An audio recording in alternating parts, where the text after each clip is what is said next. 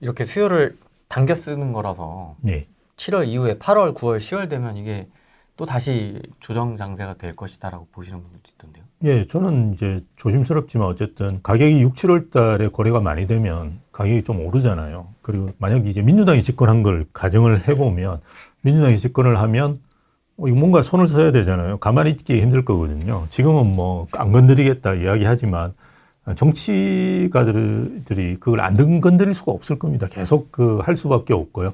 그럼 뭐 9월이나 10월 달에 대책이 나오겠죠. 그거는 이제 본인의 이념을 담은 대책이 나올 가능성이 크고요. 없었다, 이념.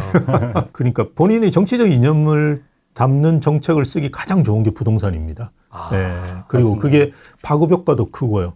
왜냐하면 그 대부분은 주택을 사거나 아니면 가지고 있거나 하잖아요. 그래서 그 나오는 데 대해서 되게 예민하거든요. 외교 정책이라는 거는 사실은 뭐 전쟁만 안 일어나면 크게 관심이 없거든요. 그런데 집을 사거나 아니면 가지고 있는 사람들한테는 부동산 정책이라는 거 되게 관심이 많습니다. 그럴 수밖에 없고요. 그래서 아마 그런 대책들을 계속 내놓는데요. 그래서 9월, 10월 달에 강한 대책이 저는 나올 거라고 봐요. 예전에 파리 대책도 한 3개월 해가지고 나왔거든요. 그래서 비슷하게 나오지 않을까라고 생각하고요. 그러면 뭐 올 하반기는 조용하겠죠. 예, 대출, 그리고 은행에서도 하반기로 갈수록 대출 영업 안 하거든요, 이제. 그러면 뭐 자연스럽게 또 주춤하고. 근데 또 이게 내년 초 되면 또 은행이 열심히 하잖아요. 특히나 금리라는 한 2번은 됐을 가능성이 크단 말이에요. 그렇죠. 예, 그러면 이제 뭐 가상금리를 아무리 올리더라도 예전보다 훨씬 낮아진 상황에서 즉 3% 초반대, 우리가 마의 3% 초반대거든요. 이때 작년에 이제 3% 초반대 확 가격 늘었거든요, 대출이. 그래서 3% 초반대 정도 될 거예요. 가상금리를 아무리 올려도. 그러면 자연스럽게 내년 초에는 또 오를 거라고요. 또 은행도 이제 대출 영업해야 되잖아요, 이제. 예, 그러니까 많이 오르겠죠. 대신에 이제 내년 5월 되면 또 양도세 중과하겠다. 이러면 또 별로 안 좋아지겠죠, 시장이. 예, 그런 식으로 계속 가고, 오르면, 규제하면 이제 안정화되겠죠. 그 다음에 또 가격 오르고, 규제하고 안정화되고 가격 오르고 이 문재인 정부 때처럼 똑같이 갈 거예요. 계속. 예. 출렁 이렇게. 예, 계속. 하지만 우상향하는 거죠. 예. 그러다가 2021년처럼 한번 폭발을 할 거고요. 예. 그런 일들이 뭐 비슷하게 벌어질 거예요. 그래서 이런 걸 우리가 시장이 왜곡된다라고 그러는데요. 되게 불안하죠. 우리가 토제 같은 경우는 뭐 토제 해제했더니만 가격이 저렇게 폭등하더라. 사람들이 그렇게 생각하는데 그거는 폭등이 아니고요. 정상화되는 과정이라고 그렇죠. 보셔야 돼요. 왜냐하면 그게 눌러난 거거든요. 예, 거래보다는 거래를 막는 거잖아요. 그렇죠. 가격보다는. 근데 거래를 엄청나게 눌러놨다 보니까 이게 이제 한번 그 해제를 하면 정상화되면서 이제 가격이 오르는 건 그전에 못 올랐던 것까지 같이 오르는 거라고 보시면 되는데요. 그걸 이제 폭등했다라고 생각하시면 안 되고요. 그래서 왜곡된 시장이 언젠가는 정상화됩니다. 예, 그때는 더 큰 이제 값을 치러야 되는 거죠. 예, 저도 비슷한 생각인 게 그때 네. 한참 왜 이렇게 토지 허가가 아닌 반포 집값이 많이 올랐었잖아요. 네. 이제 그러다 보니까 제가 이제 말씀드렸던 게 오히려 재건축 단지들이 강남에 있는 재건축 단지들이 토지 허가를 묶여 있는 재건축 단지들이 저평가돼 있다. 예, 저평가돼 있기 때문에 내 집 마련 실수하시려는 분들은 그런 쪽으로 포커스 맞춰서 좀 움직여 보시는 것도 좀 괜찮겠다고 제가 프렌티비에서 언급을 했었잖아요. 근데 맞습니다. 실제로 그리고 나서 토지거래 허가가 풀리면서 또 오히려 이제 재건축 저평가돼 있는 재건축 단지들이 많이 올랐어요. 상승률이. 이제 그런 거 봤을 때 그동안 이제 눌려 있었기 때문에 그게 이제 어느 정도 이제 제자리를 찾아갔다. 이렇게 보여지는 거고 또 하나 제가 좀 이제 생각이 되는 건 뭐냐면 네. 현 정권보다는 문재인 정권 때는 예전에는 그래도 현 정권에서는 토지거래 허가 이건 서울시에서 물론 한 것도 있지만은 예전에 그러니까 토지거래 허가를 이제 예전 정권에서 했었고 그걸 이제 오세훈 서울시장이 이제 계속 이어간 거잖아요. 네. 근데 이제 만약 민주당이 집권하게 되면은 나 이제 영원히 강남 못 들어가는 거 아니야? 또 이런 또 우려들이 포비아가 있는 것 같아요. 사람들 심리가 예전처럼 강남에 뭐 가재 붕어 처럼 살면 된다고 했던 것처럼 가분개.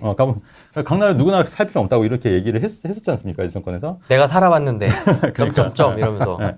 그러니까 그런 식으로 그럼 나 영영 이제 강남에 못 들어오면 어떻게 하지? 이런 이제 생각들이 있다 보니까 네. 그런 수요가 지금 더 막 폭발하고 있는 상황인데 거기에다가 또 민주당마저 집권하면은 나 이제 영영 못 들어가면 어떻게 하지? 이런 생각들이 이제 지배적으로 이제 있기 때문에 그런 심리에 의해서 이제 강남 3구나 용산의 그런 양극화는 더 좀 진행이 되지 않을까 이런 생각도 이제 드는 거죠. 네. 그때 교수님께서 말씀하셨던 초초초초 양극화. 예, 지금 초초초초 양극화가 될 가능성이 크죠. 소득 수준 자체가 이제 되게 양극화되고 있고요. 만나보면 정말 어마어마하게 버시는 분들이 많이 있습니다. 그러다 보니까 그에 맞춰 이제 자산 시장이 다시 세팅이 되는 거거든요. 근데 어쨌든 저희가 걱정하는 건 이게 소득이 많은 거를 무슨 해결할 수는 없잖아요. 오히려 이거 북돋아야 되는 거고요. 예, 그걸 이제 뭐 조금 뭐 복지적으로 잘 풀어야 되는 상황이지 그걸 막을 수는 없고요.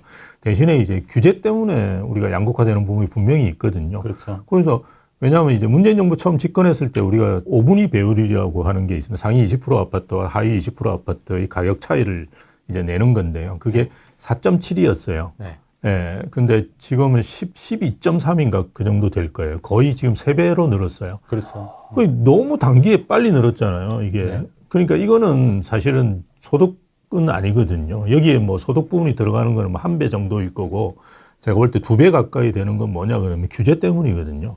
그러니까 뭐 이렇게 양도세 중과라든지 이런 것도 한 채로만 몰릴 수밖에 없는 상황을 만드는 이런 다양한 뭐 강남은 또 집을 잘 못 짓게 만들 수 있는 뭐 분양가 상한제라든지 이런 여러 가지 규제들이 들어옴으로써 초 양극화되는 건데요. 우리가 해결할 수 없는 거는 뭐 방법이 없겠죠. 근데 해결할 수 있는 부분들은 해결을 해야 되는데 그중에 첫 번째로 해결할 수 있는 부분이 규제죠. 규제는 이제 좀 풀어서 이렇게 한쪽으로 몰리는 거는 이렇게 막아야 된다는 게 맞거든요. 그래서 최근에 이제 토호제 해제됐을 때 긍정적인 부분이다라고 생각했던 건 뭐냐 그러면 반포가 저게 70억 되는 건 좀 문제가 있지 않습니까? 우리끼리 이야기하더라도. 그런 거는 조금 분산시켜야 되거든요. 강남 일부러. 그런 그렇죠. 측면에서 좀 의미가 있다라고 저는 생각했는데 또 묶었으니까 이제 또 계속 또 올라갈 거예요. 그래서 DH 클래스입니까? 예, 그게 이제 입주하고 이러면 더 올라갈 수도 있겠죠. 그래서 예, 어쨌든 이렇게 양극화되는 부분 중에 규제로 인한 부분은 좀 어떻게 해소하는 게 좋은 것 같고요. 또 하나는 이제 저희가 왜 이게 양극화되느냐 보면 좀 오르는 데들이 신축, 뭐 한강 보이고 강남의 대단지 뭐 이런 거잖아요. 근데 우리가 예전에 신축하고 지금 신축하고는 좀 다른 게 커뮤니티라든지 그 유니트가 굉장히 많이 달라져 있습니다. 그래서 가보면 정말 좋네 이런 걸 많이 느끼거든요. 돈 있으면 살고 싶다라는 건 대부분 사람들의 생각일 거예요. 그래서 그런 거를 하기 위해서는 어떻게 해야 되냐? 빨리 재건축 시켜줘야 되는 거잖아요. 그래서 재건축을 빨리 시켜주고 아니면 이제 최근에 리센츠입니까? 그 커뮤니티 시설 이렇게 다시 하려고 했는데 그것도 뭐 거의 한 1년 걸렸어요. 지금 1년 걸려가지고 행정화가 난 걸로 알고 있는데 이제 해라라고 한 거죠. 그래서 이제 커뮤니티 시설을 이제 만들 건데요. 뭐 이런 거 안 되면 이제 커뮤니티 시설이라도 좀 빨리빨리 확충할 수 있도록 뭔가 좀 대안을 좀 만들어 주든가, 뭐 그런 걸 좀 해서 진행을 해야 되겠죠. 그래서 가능한 부분은 정부에서 이렇게 가능하도록 해야 되는데 그걸 안 하면 이제 그게 더 늘어나는 거죠. 그러니까 실제로 소득에 의해서 양극화되는 부분은 막을 수는 없고요.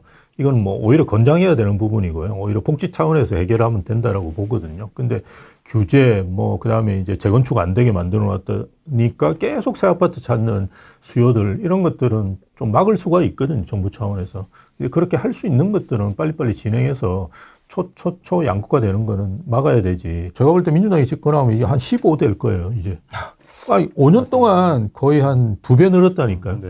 예, 양극화가. 근데 한 배는 더 늘지 않겠습니까? 그죠? 그렇죠. 예, 그러니까 이걸 어떻게든 막아야 되는데, 불안하죠. 저희 보고 있습니다. 근데 이제 민주당 그 이제 정책 입안하시는 분들이 이제 저희처럼 이제 시장주의자들이 아니라, 그죠? 이제 대부분 이제 규제 일변도로 하면은 이제 집값이 잡힐 거라고 이제 생각들을 갖고 있으니까 이제 그게 이제 좀 가장 큰 문제일 것 같고, 그때 전에 한번 언급했듯이 일본 집값이 1,000억이라고 말씀드렸잖아요. 네. 1,000억. 그거에 비하면 우리나라, 그러니까 근데 일본 사람들이 그 1,000억이라고 해서 우리나라처럼 막 집값이 뭐 1,000억이네 뭐 이렇게 막 난리가 나진 않잖아요, 사실. 뭐 거품이네 이러지 않죠. 그렇죠. 그냥 그냥 받아들이는 거예요. 그냥 시장에 맡기는 거고. 근데 우리나라는 뭐 80억 됐네, 90억 됐네, 100억 됐네 하고 언론에서도 그렇고 정치에서도 난리가 나지 않습니까? 사실 그게 뭐 개입할 그런 건 아니라고 저는 보거든요. 그냥 냅두면 시장에 맡기면 되는 자연스럽게 정화가 된다고 보는 거고. 네. 그다음에 이제 우리 신 교수님 말씀하신 것 중에 규제 완화 중에서도 양도세 중과를 하니까 그 락인 효과로 인해서 매물이 잠기는 효과가 있는 거니까 오히려 그 가격이 오르는 효과가 누차 말씀드리는 거예요. 우리가 프레임 TV에서 말씀드리는 거고. 네. 취득세 중과가 되니까 지방에 있는 거 다 팔고 똘똘한 채로 갈아타자. 종부세가 더 이제 1주택이 유리하다 보니까 내 거 다 팔고 가장 똘똘한 채로 가자. 그렇게 하니까 더 양극화가 되는 거거든요. 그러니까 지금 현재 강남 집값을 올리고 있는 게 사실 이런 정책들이라고 제가 누차 말씀을 드리는 거지 않습니까? 근데 이제 그거를 이제 우리가 시장주의자들이 아무리 얘기를 해도 안 받아들이잖아요. 예, 심지어 그 오세훈 서울시장 같은 경우에도 최근에 재건축 그 잠실주공 5단지 같은 경우에 임대를 한강변에 배치하라고 그 반려를 했다는 거예요. 소셜 믹스. 소셜 믹스 해서 이러면서. 근데 이제 그것도 임대도 물론 근데 그거는 그 조합원들 입장에서는 좀 황당한 경우죠. 그리고 그거를 그 재건축 조합원들의 자산을 서울시에서 마음대로 재건축을 해주겠다는 그 빌미로 가뜩이나 뭐 재건축 초과 이익 환수 이것도 풀린 건 아니잖아요. 그러니까 이런 식으로 다 뜯어가고 그리고 그게 실제 가장 혜택을 받으시는 분들은 일반 분양을 받은 로또 청약에 당첨되시는 분들 혜택, 그러니까 아주 극소수의 분들이 혜택을 받는 거지 이게 뭐 자산 분배에 어떤 도움이 된다 저는 절대 그렇게 생각하지 않거든요. 그러면 네. 사업성도 깎아먹는 거죠. 당연하죠. 사업성도 깎아요. 그게 이제 손해를 이제 재건축 조합원들이 하는. 근데 이제 이런 식으로 자꾸 하다 보면은 이제 재건축도 안 하는 거죠. 그러니까 이게 무조건 재건축 하라고 해서 사업성이 있어야지 조합원들도 하는 거지. 자꾸 사업성이 없고 자꾸 손해 보고 공공 비율 늘려라 뭐 기부 체납해라 자꾸 이런 식으로 사업성을 깎아 먹으면 누가 재건축을 하고 싶어 하겠습니까, 사실은. 그렇게 되면 서울 요지에 있는 주택 공급이 더 안 되는 거거든요, 사실. 그러니까 이런 생각을 못 하고 되게 1차원적으로 무조건 토지거래 허가하고 DSR 대출 묻고 하면은 집값 잡힐 거라고 생각하는 1차원적으로 생각하는 것 자체가 좀 굉장히 좀 황당한데 대부분의 이제 정책 위반자들이 이제 이렇게 한다는 게 더 우려가 되는 거고 더군다나 그나마 이제 국민의힘은 그나마 시장주의자들이 좀 있으니까 제가 하는 얘기를 좀 어느 정도 알아들 수 있는데 민주당에 계신 분들은 이런 시장주의자들이라기보다는 약간 좀 이념에 사로잡힌 분들이 많다 보니까 전혀 못 알아듣고 괜히 헛소리 한다고 생각하시니까 이게 더 큰 문제라고 저는 보는 거예요.